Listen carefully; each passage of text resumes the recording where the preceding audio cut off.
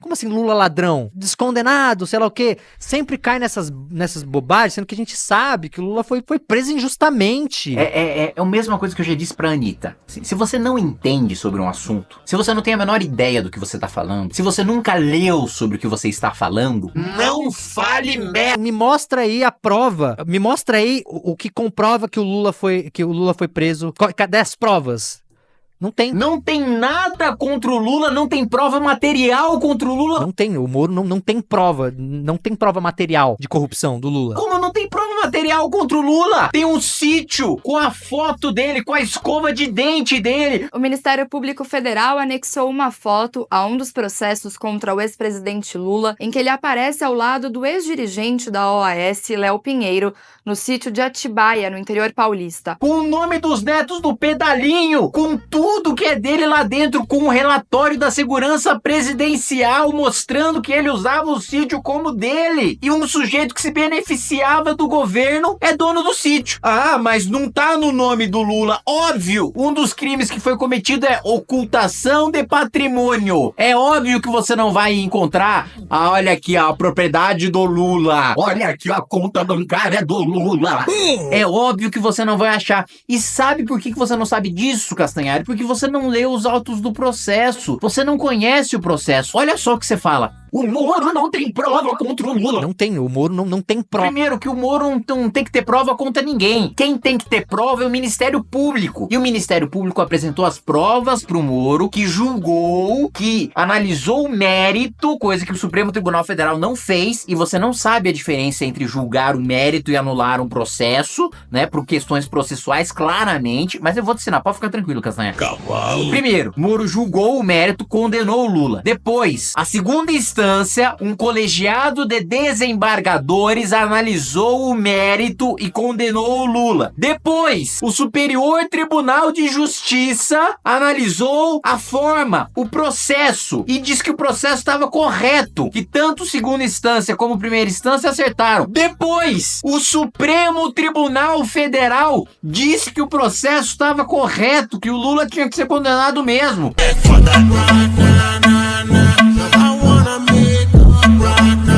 Olha pra minha cara aqui, sem coragem, porque tá de costa. Olhem pra mim agora que o governador do seu partido deu a medalha da Inconfidência, que simboliza um dos maiores heróis da República, que foi Tiradentes, cometeu um crime ao premiar um grupo de criminosos, uma quadrilha, com uma medalha que simboliza um herói republicano.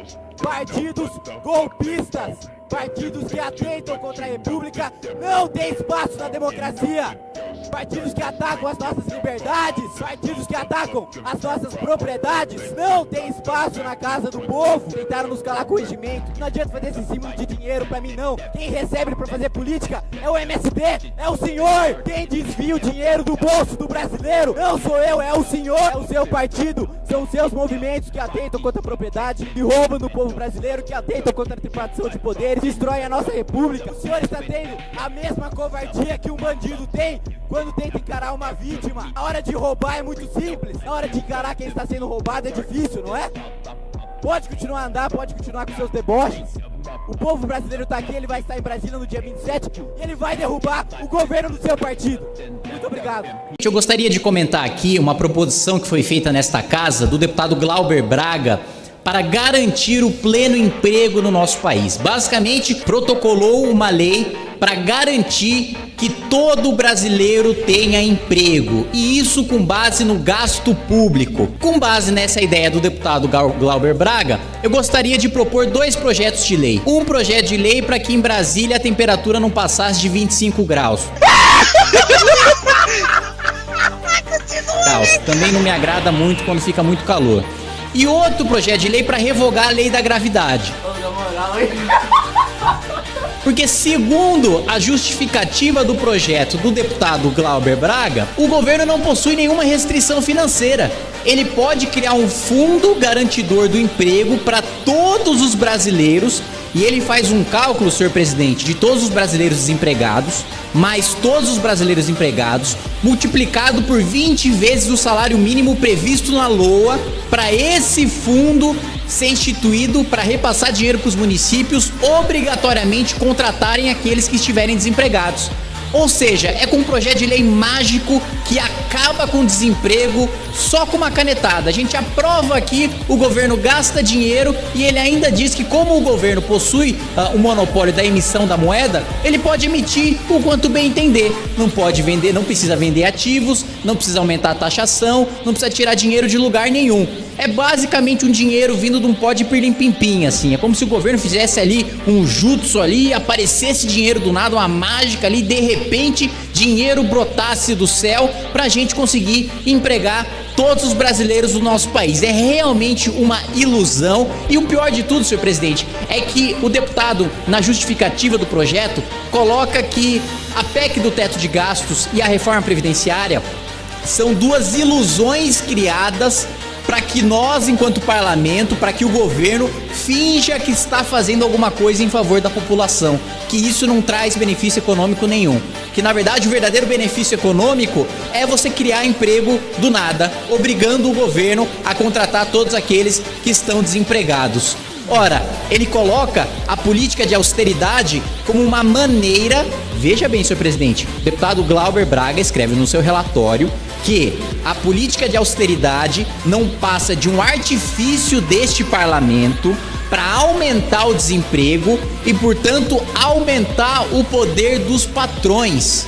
Olha só que interessante isso, mais gente desempregada, com o auxílio deste parlamento, mais poder para os patrões, então a gente estaria privilegiando a classe dominante. Parece até que o deputado não leu o autor ou o principal expoente da sua ideologia, o socialismo ou o comunismo, que é Karl Marx, que inclusive defendia que pro acirramento da luta de classes, que na sua visão era o motor da história, você não concedesse sequer uma esmola pro mendigo, que é para acirrar esses conflitos e justamente acelerar o processo revolucionário que na visão dele era inevitável em determinado ponto da história devido aos conflitos do capitalismo, às contradições do capitalismo, haveria uma revolução. Então, eu não vejo lógica nenhuma no projeto apresentado pelo deputado Glauber Braga. Sugiro que esta casa trabalhe e continue trabalhando nos temas reais, palpáveis, para chegar na ponta do trabalhador brasileiro, para solucionar, como Vossa Excelência trabalha na saúde e diversos outros deputados trabalham em outros setores. Continuem trabalhando para que a gente consiga ter resultados verdadeiros e não populismo barato. É muito simples, eu poderia apresentar aqui um projeto: toda unidade do SUS está obrigada a atender os seus pacientes, e dizer que eu resolvi o problema. Não, o problema está na realidade, está na ponta, está no orçamento, está na gestão. Ou então, todo brasileiro tem a obrigação de ser alfabetizado. Isso não vai alfabetizar todos os brasileiros, assim como colocar numa legislação que a criação de um fundo para garantir emprego para todo mundo não vai garantir emprego para todo mundo. Então, a gente precisa parar de demagogia, populismo barato, de mobilizar esta casa, que é uma casa cara, para ficar tramitando um projeto de lei inútil, populista e que só traz ilusão para a população brasileira. Obrigado. Eu fui para Cuba, lá existem todos os problemas que existem no capitalismo, certo? Escola privada tem Cuba. O que existiu, e isso todos os economistas que estudam do ponto de vista marxista dizem, existiram estados planificados. Eu achei engraçado até ele sustentar o ponto de vista dele dando bastante enfoque na palavra. Todos os economistas, vírgula, que estudam sob o ponto de vista marxista, ou seja, uma minoria irrelevante, absolutamente ignorada na academia, ignorada em todas as instituições financeiras e nos governos sérios. Queria saber qual dessas definições você tem um capitalismo com controle de preço, qual dessas definições você tem um capitalismo com planejamento central, qual dessas definições você tem um capitalismo em que basicamente você não tem um banco central independente, qual capitalismo em que você não tem o controle do mercado, do valor da moeda, e sim o controle do Estado, do valor da moeda, em qual capitalismo você tem uma livre vontade, por iniciativa do Banco Central dos seus respectivos países, de imprimir o quanto de moeda você bem desejar, de determinar a taxa de juros como você bem desejar, em detrimento e apesar de qualquer manifestação do mercado, ou em qual capitalismo você tem um sistema de bolsas ou de produção estatal de alimento em que você dá um vale para a população, em que a população é basicamente obrigada a recorrer a traficantes de frango para poder comprar o seu alimento e recorrer a contrabandistas, porque o alimento oficial é só aquele limitado via vales dados pelo governo. Então eu queria saber em qual definição de capitalismo que isso se encaixa, ainda mais quando você fala em debate sério.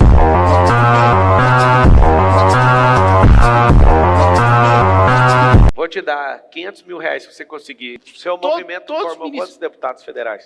Meu movimento contra o deputado... O MBL? Não, sou eu, deputado federal do MBL. Só você? Sou eu. Por que esse movimento é estéreo assim? Só formou você? Porque, primeiro, acho que nós não temos um partido político e isso dificulta muito na eleição da chapa, porque a gente não monta as nossas chapas, a gente está sempre refém de chapas de outros partidos.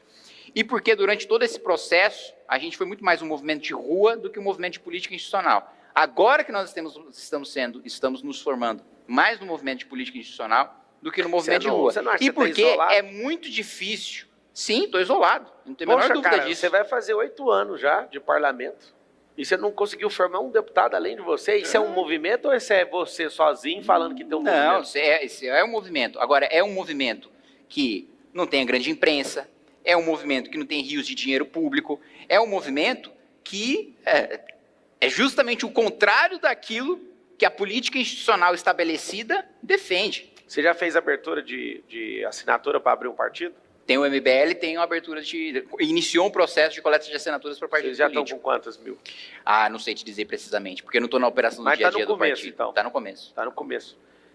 Você tem um sonho de fazer parte de um grupo político que vai eleger o presidente do Brasil? Sim, eu quero que o MBL eleja presidente da República, eleja presidente do Senado, eleja presidente da Câmara, eleja presidente do Supremo Tribunal Federal. Sim. E o cara com as suas ideias, você sabe que você não vai aprovar o partido nunca, né? Ah, aí nós podemos fazer uma aposta. Quer apostar quanto? Quanto você oferece? É só você falar a data, até tal data. Aí depende do tamanho da aposta que eu vou fazer. Até 2026. Até 2026, você acha? O ex-presidente não conseguiu formar um partido, você vai conseguir? Com um deputado guerreiro, você é japonês ou coreano? Sou brasileiro. Não, a descendência...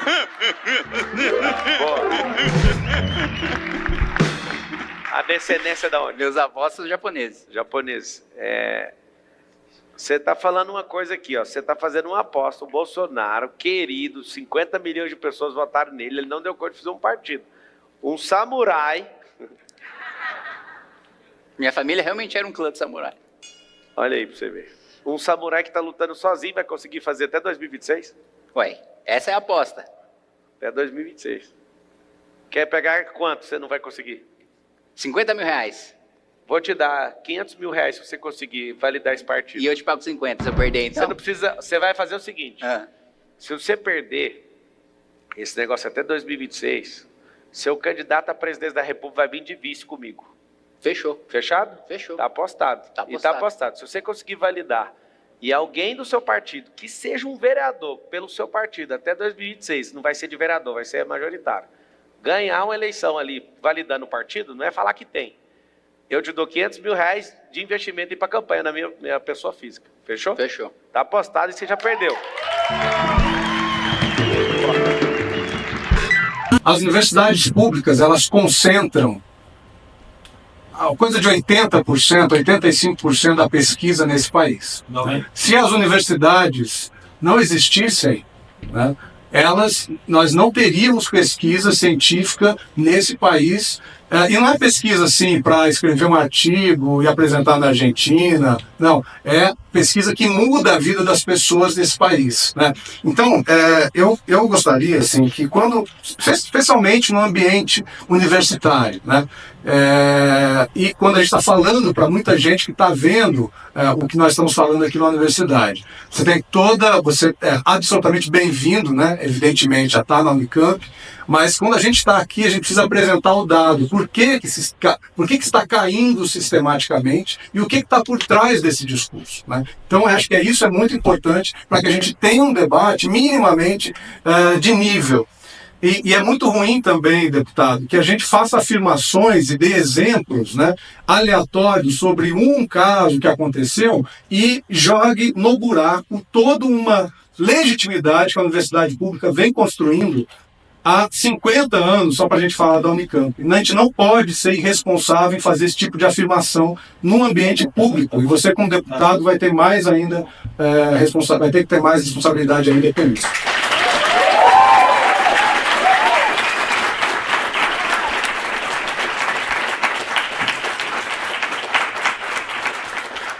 Bom, vamos lá.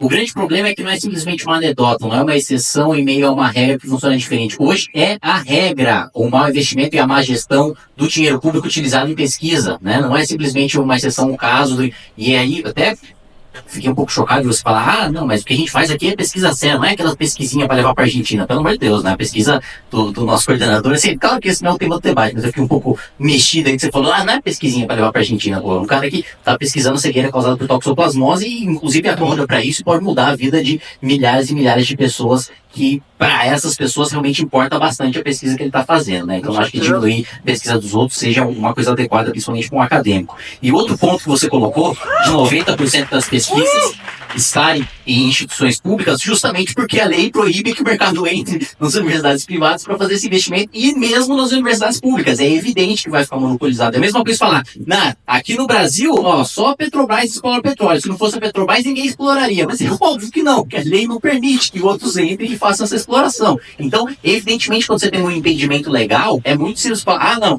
se não fosse, vamos supor que hoje, sei lá, não tivesse passado o decreto do Collor e ainda hoje a gente fosse obrigado a ter a indústria, quer dizer, a gente ainda tem, né, mas o mercado fosse todo fechado para a Cobra, a nossa empresa estatal de produção de tecnologia da informação, né? A gente fosse obrigado a usar computadores Cobra. A gente fala, 100% dos computadores do Brasil são feitos pela Cobra, mas é óbvio que isso é 100%, nenhum outro pode estar no mercado. É a mesma coisa que você pode falar sobre qualquer outro tipo de legislação, inclusive da legislação envolvendo pesquisa. Se você é proibido de investir, evidentemente que você não vai investir, né? É uma relação lógica e objetiva. Então, acho muito complicado falar, primeiro, diminuir pesquisa dos outros. Segundo, falar que 90% da pesquisa está na universidade pública, logo se a universidade pública não vai ter pesquisa. E isso sim é uma falácia da falsa analogia. E em relação ao meu exemplo anedótico, eu não estava falando que dessa minha exceção, por causa desse caso, era regra, mas sim ilustrando algo que é regra, que não é exceção e já acontece com base em dados. E isso você pode pegar de premiações do Brasil internacionalmente e dos rankings que o senhor citou. Você pode pegar, por exemplo, o ranking universitário da Folha, e quando você para analisar internacionalmente, de fato, você tem uma queda sistemática na qualidade das universidades públicas no Brasil.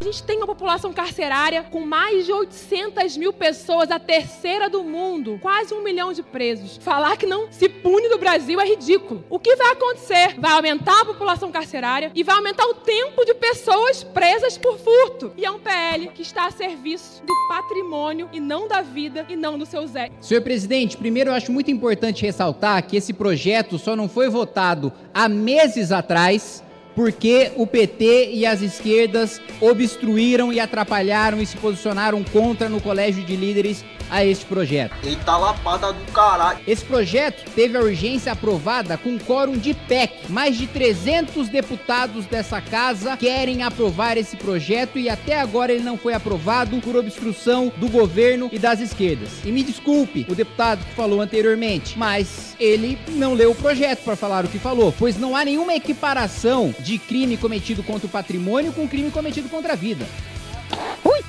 Não, a gente trata do crime contra o patrimônio, do furto e do roubo, aumenta a pena do furto, do roubo, da receptação, que está diretamente ligada à rede do crime, e há um aumento de pena para latrocínio. E latrocínio, além de ser um crime contra o patrimônio, também é um crime contra a vida. É quando você rouba uma pessoa e mata depois. Aí que há aumento de pena. Não há nenhuma equiparação de crime cometido contra a vida com crime cometido contra o patrimônio. Isso é uma mentira, coisa de quem ou mentira ou coisa de quem ignora aquilo que está no relatório ou mesmo aquilo que está no projeto inicial. E um outro ponto fundamental, sim, nós precisamos, hoje a maior parte daqueles que estão em presídios são reincidentes. Sim, ricos e poderosos têm instrumentos para ficar fora da cadeia. Todos esses instrumentos que nós combatemos, as esquerdas são contra. Prisão a partir da segunda instância, pro rico permanecer solto, fazendo RESP, fazendo RE, as esquerdas são contra. Fim do foro privilegiado, pros ricos poderosos do setor público serem julgados como cidadão comum, as esquerdas são contra. Agora que a gente tem um verdadeiro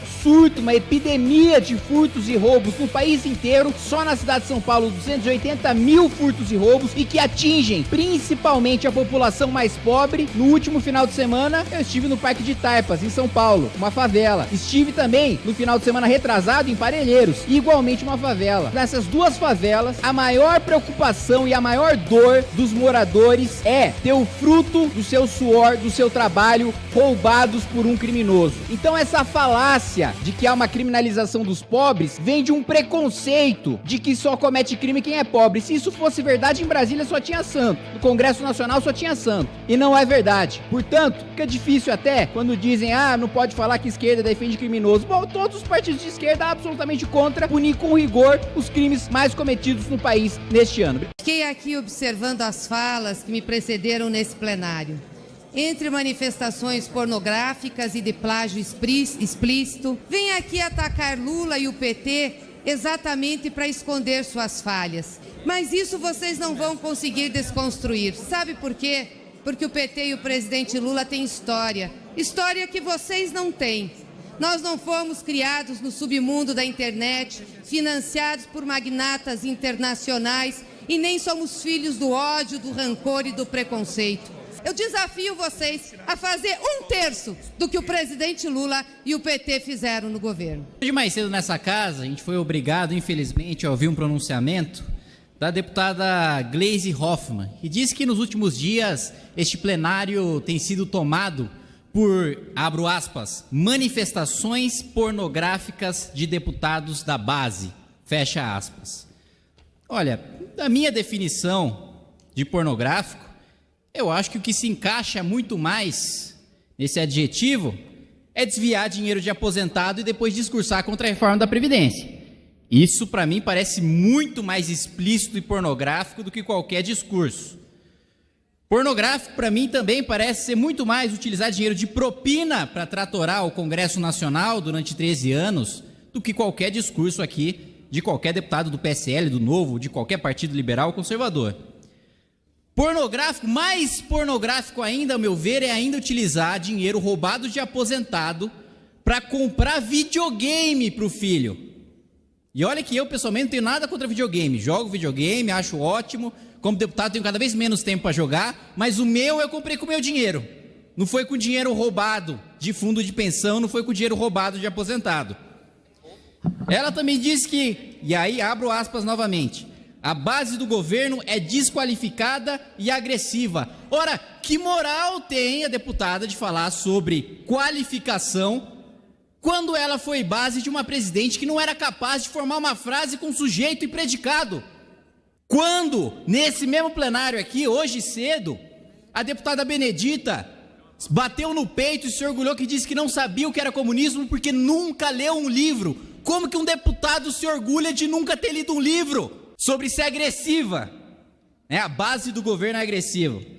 Engraçado vir também de uma parlamentar petista, partido que apoia movimentos que invadem terra, que soltam rojão na cabeça de jornalista e matam jornalista, que invadem propriedade.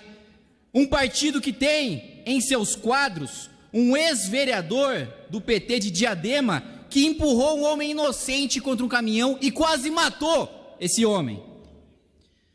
Outro ponto, e mais uma vez peço licença para abrir aspas, presidente, foi de que ela disse que, aspas, nós temos história. E esse ponto é o único ponto com o qual eu concordo com a deputada Gleisi Hoffmann. De fato, o PT tem história. O Lula não se tornou o pilantra que é hoje da noite para o dia. Há muito tempo já trabalhava como informante do DOPS, dizia lutar contra a ditadura militar, mas ia fumando cigarrinho do lado dos delegados e do lado dos oficiais da ditadura, para depois trair os seus colegas sindicalistas, para depois vender greve e negociar com o patrão para ele ter o benefício e o empregado ficar completamente marginalizado. De fato tem história. Dilma também teve uma atuação muito expressiva e republicana durante esse período, explodindo bombas, saqueando bancos. De fato, é uma história maravilhosa. E um desafio que foi feito pela deputada Gleisi Hoffmann foi de que o governo Bolsonaro fizesse 1/3 do que o governo Lula fez. Se o presidente Bolsonaro me permite dar a sugestão, se ele quiser seguir a sugestão da deputada Gleisi Hoffmann, eu sugiro que ele cause 4 milhões de demissões. 4 milhões de brasileiros desempregados, que o PT gerou 12.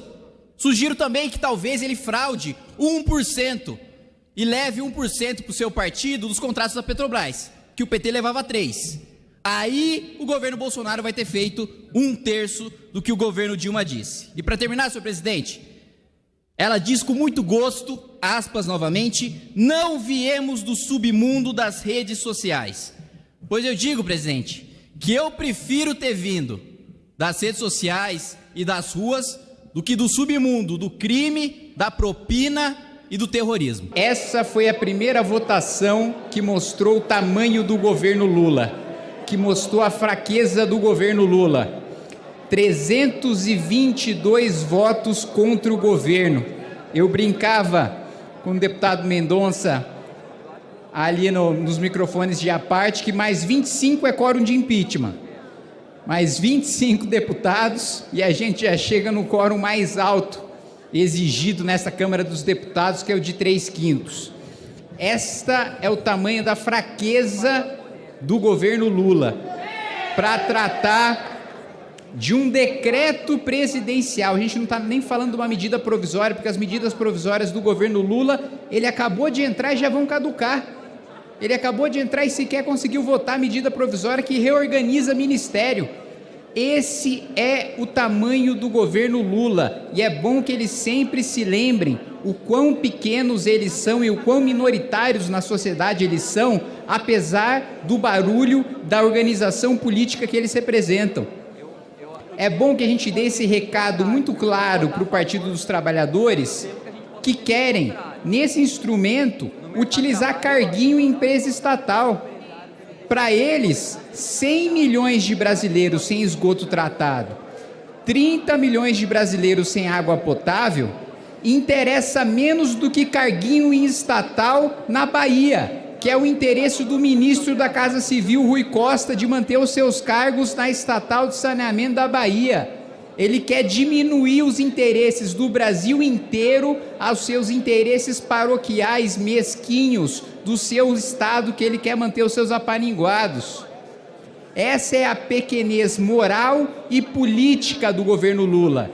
Se já começa assim, no primeiro semestre, e veja só, teve reunião de líderes e o governo disse que a expectativa era votar marco fiscal e reforma tributária no primeiro semestre. Mas eu dou cambalhota nessa tribuna aqui se aprovarem reforma tributária e marco fiscal no primeiro semestre. Esse governo não tem força, esse governo não tem base, esse governo não tem articulação política, esse governo não tem mais representatividade social. Em 4 meses de governo já serviu para os próprios eleitores do PT verem o estelionato eleitoral no salário mínimo, na correção do imposto de renda, no aumento de salário para presidente da República, no aumento de salário para judiciário, para Ministério Público, para as elites que eles beneficiaram. Por isso, tomem esta derrota de 322 votos e aguardem, porque daqui a pouco já vem a próxima. Obrigado, presidente. O mal é que ele não entende nada de economia e nem de história. A Petrobras não quebrou por sua ineficiência, ela foi roubada. Eu, por exemplo, saudei essa Lava Jato em prosa e verso no Senado. Sou amigo do Moro. Mas o senhor acha que o Lula trabalhou paralelamente com o meu governo. Nós trabalhamos no combate ao tráfico de drogas e tudo isso, e depois eu fiz a denúncia da CC5 do Banestado, aquele roubo todo dos não residentes no Brasil, aquelas contas CC5. O Moro não conseguiu avançar muito com aquilo. Culpa dele? Também não. Passou para a Justiça Estadual e esse entrelaçamento de interesses entre os poderes da República amorteceu aquele processo todo. Mas eu acho que eles estão equivocados no foco. Ladrão na cadeia, isso é uma coisa, mas estão prejudicando o Brasil porque estão abrindo a possibilidade do entreguismo absoluto. Quem Cataguiri? Não, eu não compreendo como o senador disse ser tão defensor da Operação Lava Jato, mas ao mesmo tempo disse que ela deveria se preocupar com se é político A, político B ou político C, porque estaria supostamente entregando o país a algum entreguismo, né? Afinal... Dando cobertura ao entreguismo. Mas se a justiça deve ser feita, ela deve ser feita independentemente das articulações políticas, independentemente das posições políticas ou do cenário eleitoral que está posto aí no país, né? Ainda que você considere os candidatos que estão aí... Tocou o telefone do senador. E que podem superar o ex-presidente Lula entreguistas, você não pode fazer disso um argumento para absolver alguém que é comprovadamente criminoso. Eu sei muito bem o que o PT e o governo pensam sobre aplicativos, porque eu me lembro, quando eu era militante político em 2016, e o senhor prefeito Fernando Haddad propôs projeto para proibir aplicativos na cidade de São Paulo. Eu tenho memória. Eu sei que do que dependesse deles, a atividade seria proibida. E mais do que isso, nós escutamos, eu convoquei aqui o ministro do Trabalho, que ele disse que se as empresas fossem embora, tudo bem, que os Correios iam fazer um novo aplicativo. Então, esse é o pensamento deputado, defendido primeiro pelo que governo. É mentira, deputado. Eu era vereador, eu era vereador, eu não sei é que é mentira. mentira, não. Vamos respeitar a fala Não do é deputado. mentira, não. Eu era vereador, eu Não sei que é mentira. Não é mentira, não. Atenção. Mais do Eu que era isso. vereador, eu sei que é mentira. Mais do que isso. Você tá falando é mentira. Não é mentira. Ô, deputado Tá Alfredinho. amplamente documentado. Todo mundo escutou a sua fala, Tá agora vamos amplamente ouvir documentado. depois Não, o senhor perde infelizmente, tempo. parece que gente da base do governo não aguenta ouvir verdade. Fica revoltado. Não parece que tem petista se incomoda em escutar a verdade. Bom, não acredita em mim, vai lá e pesquisa. Mentira, não aguenta. Tá Deputado, amplamente divulgado, deputado Alfredinho. Tá amplamente documentado. Vamos respeitar a audiência não pública. Não só isso. Nós Tentaram estamos falando de proibir nessa familiares de casa pessoas também. agora. Tentaram proibir nessa casa também. Eu me lembro de relatório de deputados do PT pela proibição nacional de aplicativos de transporte no Brasil. Então não me venham achar, ninguém nasceu ontem aqui não. Nós sabemos muito bem o que eles pensam sobre isso e mais. A gente sabe muito bem qual que é a política do atual governo e qual que é a política do atual ministro da Fazenda. Ele quer arrecadar dos trabalhadores. Ele quer imposto. É isso que ele quer no final. Quer imposto e quer contribuição sindical obrigatória. Que o ministro do Trabalho vive defendendo reiteradas vezes e que agora querem obrigar os motoristas de aplicativo e entregadores a financiar o sindicato que não os vai representar. E mais, ainda abocanhar 27... Atenção. Abocanhar, presidente. Atenção.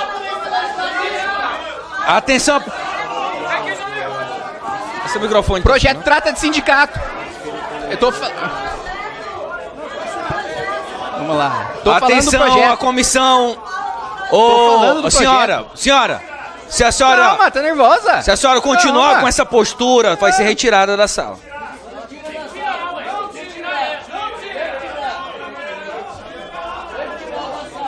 Não, ô presidente, por mim.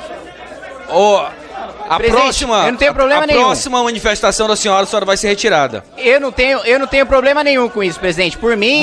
Mais um minuto para o deputado começar a presidente. fala. Vamos lá. Eu não tenho problema nenhum com choro, com ranger de dentes, com ameaças, eu já estou acostumado. Mas vamos lá.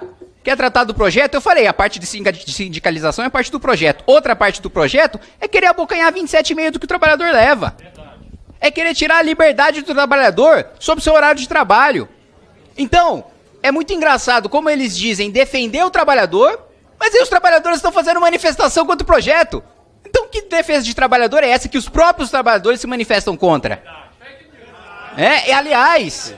Aliás, fake news o quê? Não tem manifestação de trabalhador contra o projeto? É mentira? Não tem manifestação de trabalhador contra o projeto. Pelo amor de Deus. Pelo amor de Deus, falar que é notícia falsa. Eu sei, digamos assim, sou um dos poucos parlamentares dessa casa que negou carro oficial, motorista e tal, de aplicativo todos os dias com o meu bolso. Não tomo reembolso da Câmara dos Deputados também. Então eu conheço e sei do que eu tô falando.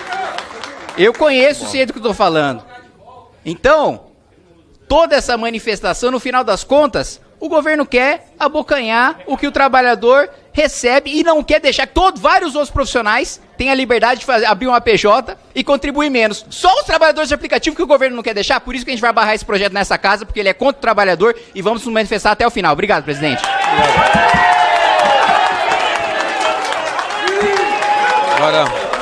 Agora, deputado Rogério Correia.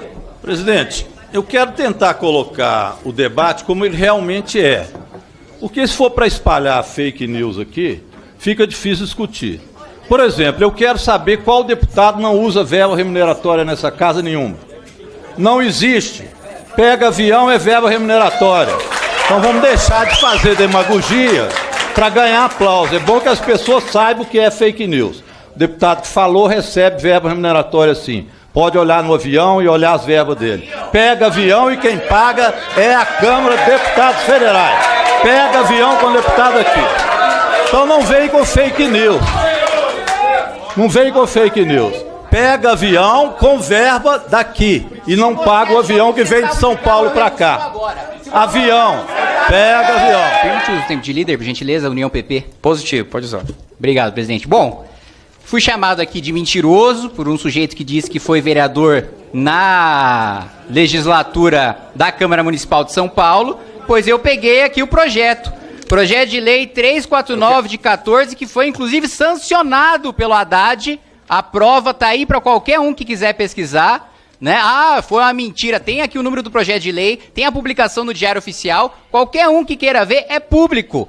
Tanto a base do PT como o prefeito Fernando Haddad sancionaram a proibição. Foi o Supremo que derrubou numa arguição de descumprimento de preceito fundamental essa lei municipal. Então, é mentira a narrativa de que não houve proibição no Uber em São Paulo por parte de Fernando Haddad quando foi prefeito, e reforço mais uma vez, é isso que eles de fato pensam sobre o aplicativo. Eles são contra a própria existência. Para eles, só pode existir se for um controlado, criado, desenvolvido pelo Estado, pelo governo, por eles. E, aliás, todas as experiências que eles tiveram de criação de aplicativo estatal fracassaram miseravelmente, inclusive na cidade de São Paulo. Então, que ninguém usa, nem motorista, nem o cliente, ninguém utiliza os aplicativos que foram desenvolvidos em âmbito municipal. E mais, o deputado Rogério Correia colocou aqui que eu teria mentido quando disse que não pego o reembolso de carro, de motorista, de gasolina, pois muito bem, eu tô aqui com o portal da Câmara aberto. Avião. Eu nunca disse de avião, eu não falei de avião. Existe aplicativo de avião? Existe Uber de avião? Existe Uber de avião? Não existe. Ainda não, mas vai ter. Vamos lá. Mas isso vai ter tempo de fala, professor. Eu em nenhum momento, deputado Rogério Correia. Pois é. Mas eu não disse, o que eu disse é que eu não pego nenhum centavo, e reforço o que eu disse pra você fora do microfone. Se Vossa Excelência encontrar nesse ou no meu mandato anterior um centavo de combustível, ou 1 centavo de carro, ou 1 centavo de motorista, eu renuncio o meu mandato de deputado federal. Se Vossa Excelência encontrar... Presidente. Tá aqui, ó. Meus gastos estão aqui. 0 de carro, 0 de motorista, 0 de gasolina. Em ambos os mandatos. Agora. Vamos lá. Outro presidente. Vamos lá. Agora. Deputado. Atenção, isso aqui é tempo de liderança. No tempo de liderança, o parlamentar pode falar de vários assuntos, não só o que está sendo discutido aqui. Pois é. O presidente, vamos lá. Mas esse é um tempo precioso, presidente. Esse é um tempo precioso para o deputado fazer campanha. Fazer uma aqui. sugestão. A gente tem que focar no debate, para que a gente consiga avançar.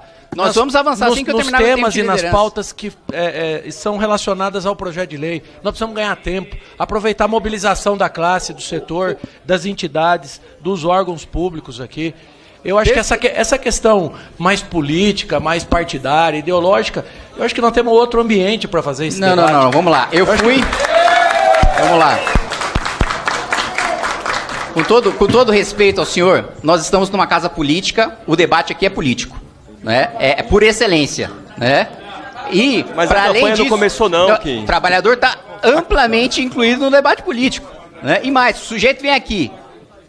Eu fiz meu discurso, eu voltei para relatar o meu projeto na Comissão de Constituição e Justiça, agora, fui citado, fui atacado, estou fazendo minha defesa. Eu não vou deixar a pessoa falar mentira aqui e fica por isso mesmo. E aí eu que saio como mentiroso, quando mentiroso são eles. Então, isso eu não vou admitir. E aí, eu digo mais, é muito fácil defender a taxação do trabalhador quando o sujeito vai lá e gasta 6 mil reais por mês com aluguel de carro. E gasta 9 mil reais por mês de gasolina. O sujeito tá dando a volta ao mundo, né? Então, deputado, então tá aqui, ó. É fake news. Vai lá, vocês não sabem gritar fake news? Tá aqui. Então falar que é fake... Vocês só sabem gritar que é fake news. Ué, entra no site da Câmara. Então, reforço. É muito fácil defender um projeto que taxa o trabalhador, que amarra o trabalhador, que é contra o trabalhador, quando você está no conforto de reembolsar com dinheiro público do trabalhador o seu carro, o seu motorista e a sua gasolina. É muito fácil defender esse projeto quando você não tira do seu bolso.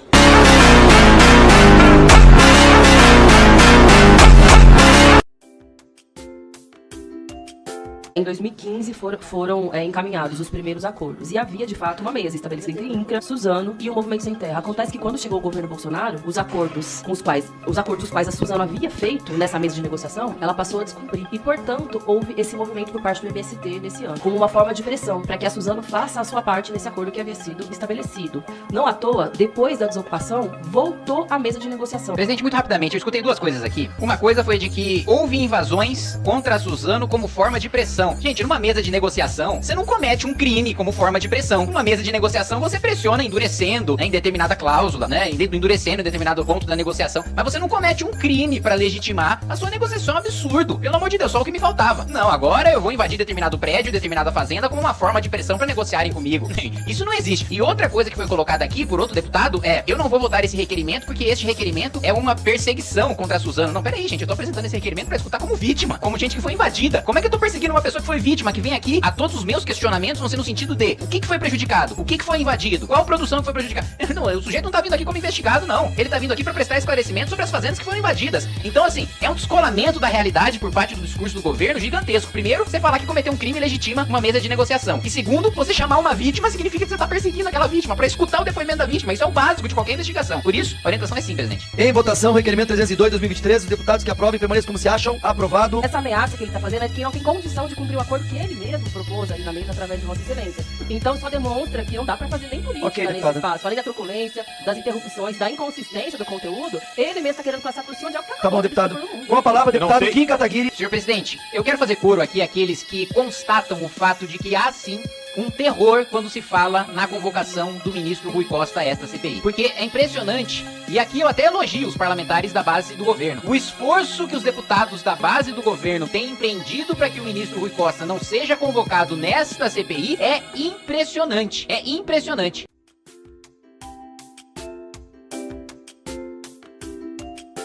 Quero dizer que o MST é um dos maiores movimentos sociais e políticos que a gente tem na nossa história, que faz um debate que é fundamental. Um dos seus métodos é a questão da ocupação de terras, e a prova maior de que esse método dá resultado e o MST está do lado certo da história é que hoje o MST é o maior produtor agrícola de arroz orgânico da América Latina. Invasão de terra não é legítimo em nenhuma maneira, né? É um direito fundamental constitucional, né? O direito à propriedade. A propriedade precisa cumprir sua função social, correto. Essa é outra previsão constitucional. Agora, quem decide se a propriedade cumpre a sua função social ou não, não é um agente privado, não é um movimento privado, é o poder público. Tem processo para isso.